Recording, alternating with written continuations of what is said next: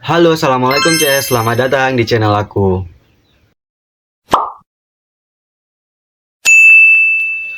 Jadi CS, di video kali ini aku akan menceritakan sebuah cerita horor CS episode 02 tentang ruang rawat terakhir. Nah, cerita ini diceritakan oleh CS kita namanya Putri dan dialami oleh kakek dari CS kita bernama Rian. Tanpa mengurangi rasa hormat, di sepanjang cerita ini aku akan menyebut kakek Rian ini sebagai Rian. Oke. Jadi CS, cerita yang akan aku ceritakan ini terjadi di sebuah provinsi, yaitu Provinsi Papua Barat. Tepatnya di sebuah rumah sakit lama yang berada agak jauh dari pusat kota. Rumah sakit ini bukan rumah sakit kecil, tapi rumah sakit dengan bangunan besar yang sudah berdiri sejak puluhan tahun lalu. Nah, selama bekerja di rumah sakit itu, Rian banyak mengalami teror-teror aneh yang tidak masuk akal sama sekali CS. Nah, penasaran sama teror apa saja yang dialami oleh Rian selama bekerja di rumah sakit itu? Untuk mempersingkat waktu, langsung saja kita masuk ke ceritanya.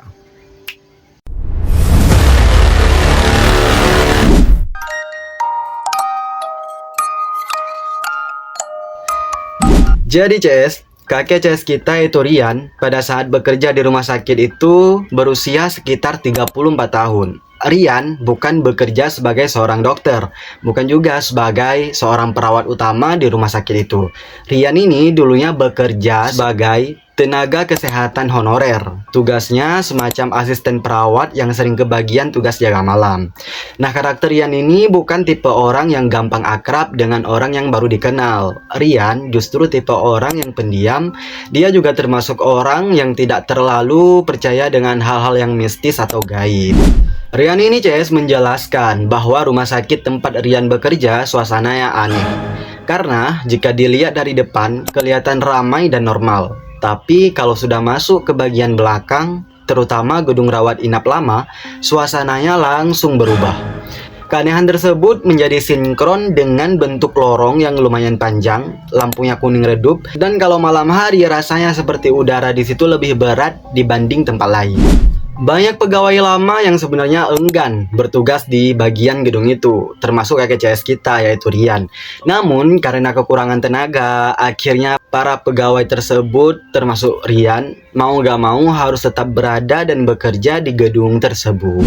Setelah bekerja beberapa hari di rumah sakit itu, Rian ini tidak mengalami hal-hal yang aneh. Semua tampak normal seperti biasanya. Namun CS, suatu malam, Rian mendapatkan jadwal shift malam. Shift dimulai dari pukul 8 malam hingga selesai. Kebetulan pada malam itu hujan turun memang cukup deras, yang membuat suasana semakin dingin. Dari awal masuk kerja di hari itu aja, perasaan Rian sudah kurang enak CS. Tapi Rian menganggap itu cuman perasaan biasa. Singkat cerita CS, Rian pun naik ke lantai 2 gedung lama tempat pasien-pasien rawat inap yang kondisinya sudah cukup stabil.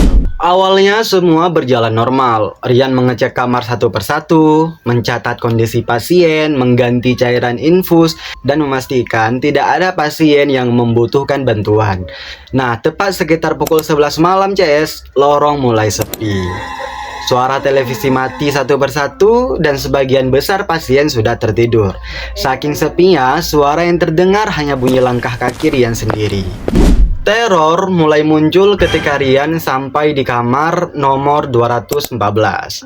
Nah, di data tertulis masih ada satu pasien perempuan usia sekitar 60-an dirawat karena komplikasi penyakit dalam. Tapi saat pintu kamar dibuka, tidak ada pasien, tidak ada keluarga, bahkan barang-barangnya pun tidak terlihat sama sekali. Rian sempat berpikir, mungkin pasiennya dipindahkan ke ruang ICU. Tapi anehnya, di papan laporan, nama pasien itu masih tercatat aktif. Belum dicoret, belum ada keterangan dipindahkan ataupun dipulangkan. Nah, saat Rian berdiri di tengah kamar itu, tiba-tiba Rian mencium bau yang sangat menyengat. Rian ini CS nyium bau air seperti bau darah yang sudah lama. Saat itulah Rian mulai merasa merinding. Rian langsung cepat-cepat keluar kamar dan menutup pintu. Tapi sebelum pintu tertutup sempurna, Rian mendengar suara nafas berat dari dalam kamar, seperti orang yang sedang menahan rasa kesakitan. Mendengar itu, Rian langsung terdiam kaku. Logikanya bilang, gak mungkin ini di dalam ada pasien. Tapi CS, telinga Rian mendengar dengan sangat jelas suara nafas berat itu. Nah, untuk memastikan lagi CS, dengan tangan gemetar, Rian membuka pintu ruang itu lagi sambil memanggil, "Ibu." Tapi gak ada jawaban sama sekali. Emang udah jelas kan kalau di dalam itu memang tadi pas Rian buka itu emang gak ada orang sama sekali. Bahkan barang-barangnya pun gak ada. Kenapa tiba-tiba ada suara? Dan di sana itulah CS, lampu kamar tiba-tiba mati. Padahal lampu di lorong masih pada menyala. Tapi kamar itu gelap total. Rian kembali mendengar suara. Tapi suara kali ini CS bukan suara nafas berat. Terus suara apa? Suara ranjang berderit, seakan ada seseorang yang baru saja duduk di atas ranjang tersebut. Mendengar keanehan itu, Rian mundur selangkah. Dengan jantung yang berdegup kencang, Rian kembali menutup pintu perlahan dan memutuskan untuk segera melapor ke perawan senior. Tapi, saat Rian berbalik badan, dari ujung lorong, terdengar suara langkah kaki diseret dan mendekat ke arahnya. Kali ini, keringat Rian mulai bercucuran, dan ketika Rian menoleh ke arah suara itu, di ujung lorong, samar-samar, terlihat sosok perempuan mengenakan baju pasien rumah sakit, rambutnya panjang, menutupi wajah, tubuhnya membungkuk, dan kakinya tidak terlihat menyentuh lantai dengan sempurna. Sosok itu berhenti, diam, lalu perlahan mengangkat kepalanya, dan saat itulah Rian sadar. Wajah sosok itu sama persis dengan foto pasien di data kamar nomor 214. Melihat itu semua CS, Rian waktu itu benar-benar gak bisa bergerak. Kakinya terasa berat, sementara dadanya sesak, dan nafasnya tidak karuan. Sosok perempuan itu tetap berdiri di ujung lorong, tidak mendekat, tapi juga tidak pergi. Rian mencoba menelan ludah, lalu memaksakan diri mundur pelan sambil tetap menatap ke arah sosok itu. Gak berhenti di situ CS, begitu jarak Rian mundur bertambah beberapa langkah, tiba-tiba suara bel pasien berbunyi nyaring.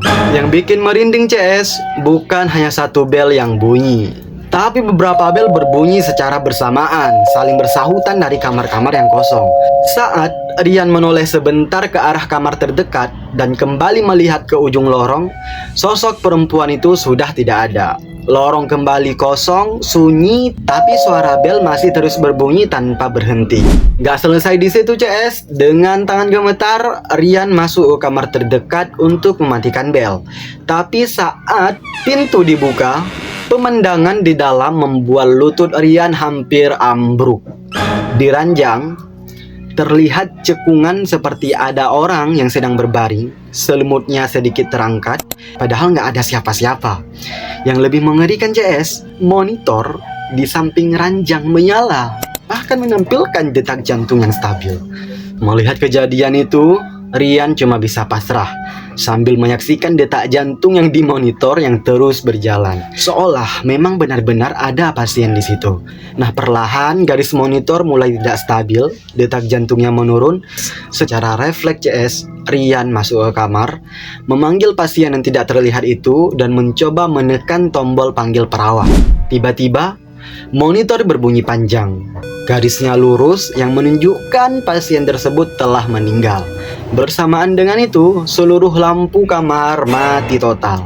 Nah, dalam gelap itu, Rian mendengar suara bisikan sangat dekat dengan telinganya. "Saya sakit." Mendengar itu, baru kemudian Rian berteriak sekuat tenaga, "Tolong, tolong!" sambil berlari keluar kamar tanpa menoleh lagi. Belum berhenti di situ CS, ketika Rian berlari hingga sampai di lorong menuju tangga darurat, setiap pintu kamar yang dia lewati terdengar suara ranjang berderit, suara orang yang batuk, suara rintihan, pokoknya seluruh suara yang biasanya terdengar normal di ruangan rawat pada saat itu terdengar sama Rian. Padahal Rian tahu kamar itu semua kosong. Tiba-tiba CS, dari belakang Rian kembali mendengar suara. Kali ini, terdengar suara orang yang sangat ramai. Dengan keberanian terakhir, Rian menoleh. Dan kalian tahu apa yang Rian lihat? Jadi CS, di belakang Rian berdiri beberapa sosok pasien. Ada yang kepalanya terbungkus perban penuh darah, ada yang wajahnya pucat dengan mata terbuka lebar, ada yang tubuhnya kurus kering dengan infus yang masih menancap. Semuanya menatap ke arah Rian tanpa berkedip. Sumpah aku merinding. Hingga salah satu dari mereka, ada sosok perempuan tua dengan rambut panjang menutupi wajah, melangkah maju. Dan kalian tahu dia siapa? Dialah pasien dari kamar nomor 14 yang tadi Rian lihat ketika Rian mengalami teror pas awal-awal. Nah, sosok perempuan tua itu mengeluarkan suara. Kenapa kami ditinggal? Menyaksikan itu semua, Rian jatuh terduduk sambil menangis histeris. Rian nggak tahu harus berbuat apa selain menutup wajahnya dengan tangan. Di tengah kekacauan itu, tiba-tiba terdengar suara pintu terbuka keras.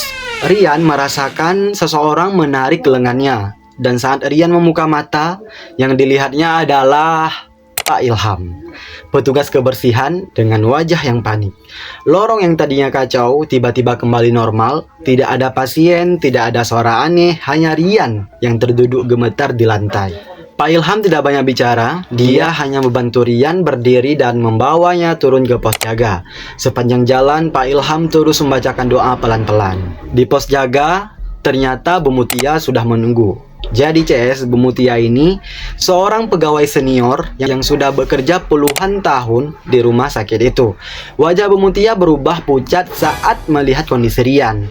Tanpa banyak tanya, Bu Mutia menyuruh Rian duduk dan memberinya air putih. Setelah Rian sedikit tenang, Rian menceritakan semua kejadian yang Rian alami barusan kepada Pak Ilham dan Bu Mutia. Nah, mendengar itu semua, akhirnya Bu Mutia bicara dan menceritakan apa yang sebenarnya terjadi di lantai itu. Kalian tahu CS, gimana ceritanya?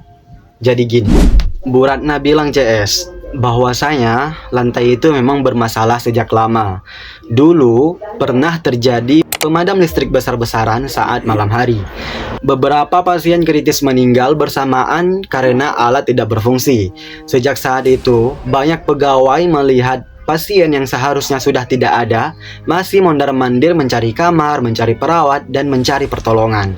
Pasien kamar nomor 214 adalah salah satu korban malam itu. Dia meninggal sendirian, tanpa ada yang tahu, tanpa ada yang mendengar bel panggilannya. Nah, setelah diceritakan semuanya oleh Bu Mutia, malam itu Rian langsung dipulangkan. Keesokan harinya CS, Rian mengundurkan diri dan sampai sekarang Rian tidak pernah lagi bekerja di rumah sakit. Setelah resign dari rumah sakit tersebut, Rian pun sempat ke beberapa ustadz untuk menyembuhkan mentalnya yang down akibat kejadian malam itu.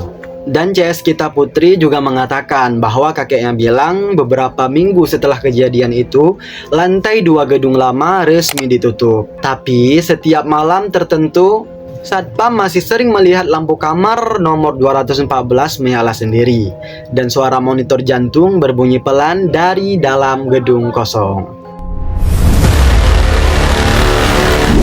Jadi CS, itu tadi cerita horor yang dialami oleh kakek CS kita, kakek Rian. Dari cerita horor tersebut dapat kita ambil pelajaran.